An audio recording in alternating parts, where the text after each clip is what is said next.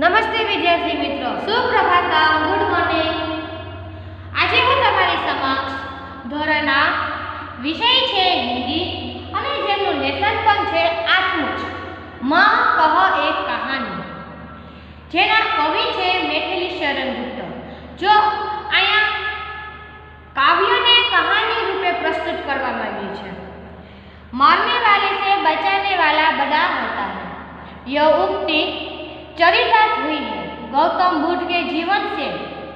આપણે જે આ કાવ્ય સમજશું એ ગૌતમ બુદ્ધના જીવનને એટલે કે એના જીવનને લગતું, એના પરિવારને લગતું એના એક નાનકડો અંશ છે। આ शौवार शैली की इस कविता में गौतम बुद्ध के बचपन की एक घटना का उल्लेख है, जिसमें उनका पुत्र राहुल, माँ यशोधरा कौन थी तो कि गौतम बुद्ध की पत्नी थी और राहुल छे वो गौतम बुद्ध का पुत्र था।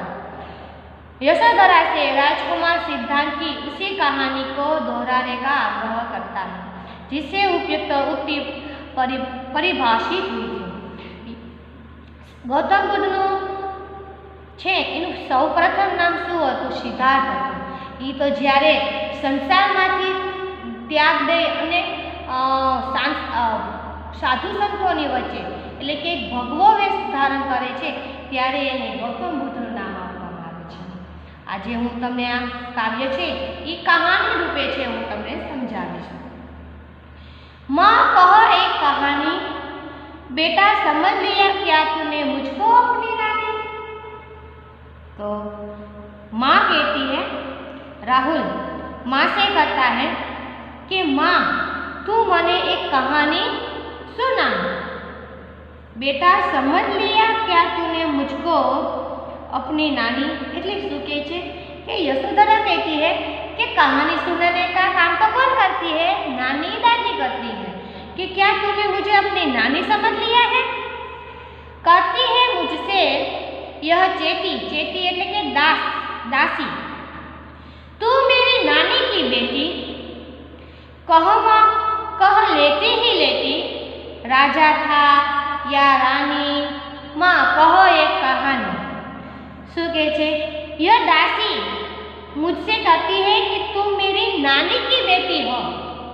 तुम मेरी नानी तो नहीं हो और मेरी नानी की बेटी हो। माँ कहो न कहानी, लेते लेते ही कहो न माँ के। जो हूँ चालू करूँ छू, एक राजा था एक रानी थी, माँ बोलो ने तुम कहानी कहो ना के। तू है हथी मानघर मेरे, सुन उपवन में बड़े सवेरे, तात भ्रमण करते थे तेरे, जहाँ सुरभि मन मानी, जहाँ सुरभि मन मानी। हाँ माँ यही कहानी। मानघर એટલે કે तू बड़ा हठीला है, तू बड़ा हठीला, मेरे बेटे तू बड़ा हठीला है, तू बड़ा जिद्दी है। अच्छा तो सुन, मैं तुम्हें कहानी सुनाती हूँ। तो ये कहानी संभळावे छे पोताना पतिनी सिद्धांतनी बचपन की कहानी है।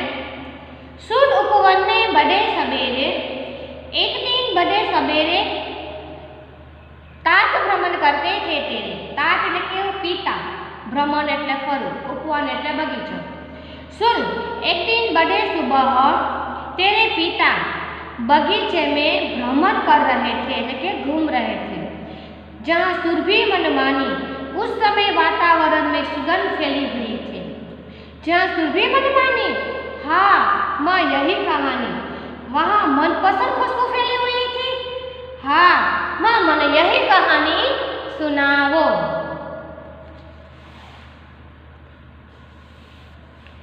वर्ण वर्ण के फूल खिले थे, झलमल कर हिम बिंदु झीले थे, हल्के झोंके हिले मिले थे, लहराता था पानी, लहराता था पानी। हाँ हाँ हाँ यही कहानी, हाँ माँ के यही कहानी सुना। शू कहे छे? वर्ण वर्ण એટલે કે तरह तरह के बगीचे में तरह तरह के रंगों वाले फूल खिले थे, उन पर हिम એટલે કે ओस की बूंदे चमक रही थी, हल्के झोंके हिले हिले थे, हवा के हल्के हल्के झोंकों से वो फूल हिल रहे थे, लहराता था पानी, उस पर ओस का पानी लहराता था।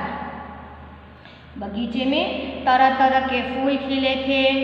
उस पर ओस की बूंदें चमक रही थी। पवन के हवा के हल्के झोंके से वो हिल रहे थे और ओस का जो पानी था उस फूलों पर लहराता था। लहराता था पानी? राहुल ने पूछा। क्या उन पर पानी लहराता था? ऊन એટલે કે फूल पर, उन पर पानी लहराता था? हाँ हाँ हाँ माँ, यही कहानी सुना। गाते थे खग कलकल स्वर से, सहसा एक हंस ऊपर से गिरा। बिधड़ होकर खग सर से हुई पक्ष की हानि। हुई पक्ष की हानि? करुणा भरी कहानी। શું કહે છે માં એને કે પક્ષી, खग એટલે પક્ષી, कलकल એટલે કે મધુર स्वर में गीत गा रहे थे। सहसा એટલે अचानक एक हंस ऊपर से गिरा। सहसा अचानक एक हंस ऊपर से गिरा। बीट होकर खग सर से એટલે કે वो पक्षी, वो हंस बाण से बीट गया था, कि घायल हो गया था। हुई पक्ष की हानि, उस हंस को पंख जो था वो घायल हुआ था। चारों तरफ पक्षी मधुर स्वर में गीत गा रहे थे। अचानक एक हंस ऊपर से गिरा। उसका शरीर पर એટલે કે घायल हुआ था, उसके बीज એટલે કે बाण से विधा गया था, उसके पंख पर हानि पहुंची। राहुल ने कहा। दुखी होकर राहुल ने पूछा कि पंख घायल हो गया था? पंख घायल हो गया था?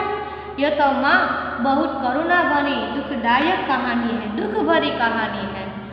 चौक उन्होंने उसे उठाया, नया जन्म सा उसने पाया। इतने में आंखें तक आया, लक्ष्य सिद्धि का मानी। लक्ष्य सिद्धि का मानी?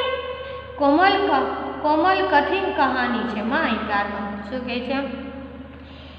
तेरे पिता ने चौकर उसे એટલે કે हंस को उठाया। जैसे ही उसने उठाया तो उसने हंस को नया जन्म मिल गया। इतने में वहाँ आंखें देखी, इतने में वहाँ एक शिकारी आता है। लक्ष्य सिद्धि का माना, उसका लक्ष्य छे वो सिद्ध हुआ था, इसलिए इस पर गर्व अनुभव कर रहा था।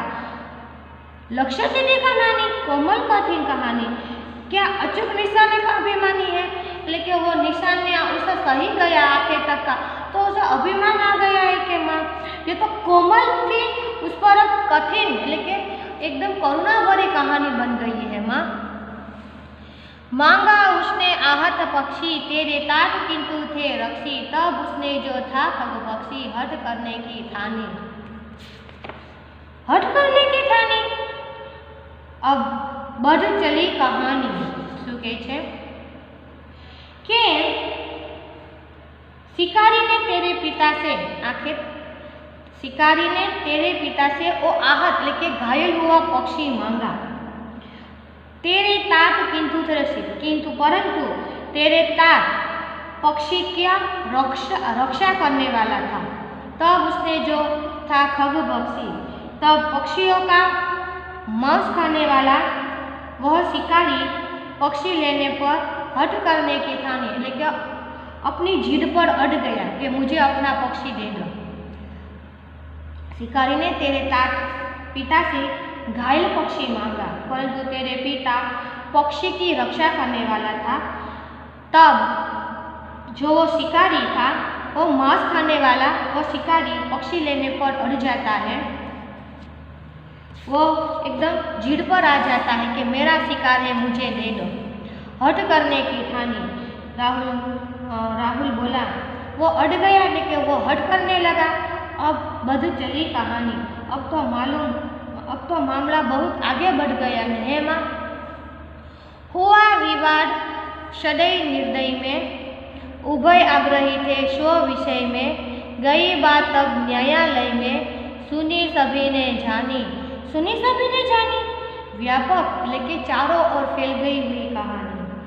मुझे इस प्रकार हुआ विवाद सदैव। यहाँ एक विवाद होता है सदैव और निर्दय। सदैव એટલે કે दया करने वाला और निर्दय એટલે કે मारने वाला। इस दोनों के बीच वाद विवाद बढ़ता है। उभय आग्रही थी स्व विषय में, अपने अपने विषय में वो दोनों जो बहस करने लगे। गई बात तब न्यायालय में, बात इतनी बढ़ गई कि न्यायालय એટલે કે अदालत में पहुंच जाती है।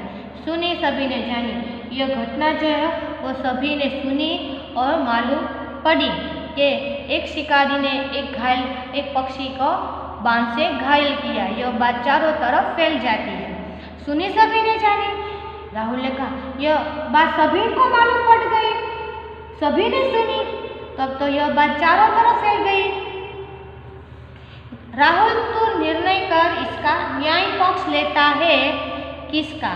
कह दे निर्भय जय हो जिसका, सुन लूं तेरी बानी, तेरी भी बोली में सुन लूं। माँ मेरी क्या बानी, मैं सुन रहा कहानी। शू कहे छे कि राहुल, यशोधरा कहती है कि राहुल मैंने तुझे कहानी सुनाई, अब तू भी निर्णय कर, न्याय किसका पक्ष लेता है, बचाने वाले का कि मारने वाले का? तू निर्भय होकर मुझे उसका जवाब दे। मैंने जो कहानी सुनाई, तूने सारी कहानी सुनी ने, अब तू बानी यानी तू अपनी जुबानी मुझे सही निर्णय बता।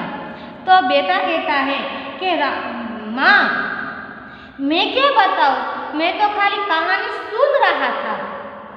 कोई निरपराध को मारे तो क्यों अन्य न उसे उबारे, रक्षक पर भक्षक को वारे, न्याय दया का दानी। न्याय दया का दानी, तूने सुनी कहानी। कोई निरपराध को मारे, कोई निरपराध निर्दोष किसी निर्दोष को मारे तो दूसरा क्यों न बचाए? एक मारता है तो दूसरा तो बचाता है ना, लेकिन कोई किसी निर्दोष व्यक्ति को, किसी निर्दोष पक्षी को मारे तो अन्य लेकिन दूसरा क्यों न उसे उबारे लेके बचाए? रक्षक पर भक्षक को वारे, न्याय तो वही है जो दया के पक्ष में हो, जो मारने वाले के पक्ष में नहीं, बचाने वाले के पक्ष में हो। न्याय किसे कहता है? न्याय का दानी कौन है? सही न्याय किसे मिलता है? जो अन्य की जान बचाता है। न्याय दया का दान। राहुल ने कहा क्या दया न्याय का दान देती है? तूने सुनी कहानी? यशोधरा बोली तूने सचमुच कहानी समझ ली, फिर भी तू मुझे सही निर्णय अपना नहीं सुनाता। विद्यार्थी मित्रों, यह जो कहानी थी, यह जो वार्ता काव्य रूपे जो कहानी थी वो मैं यहाँ समाप्त करती हूँ।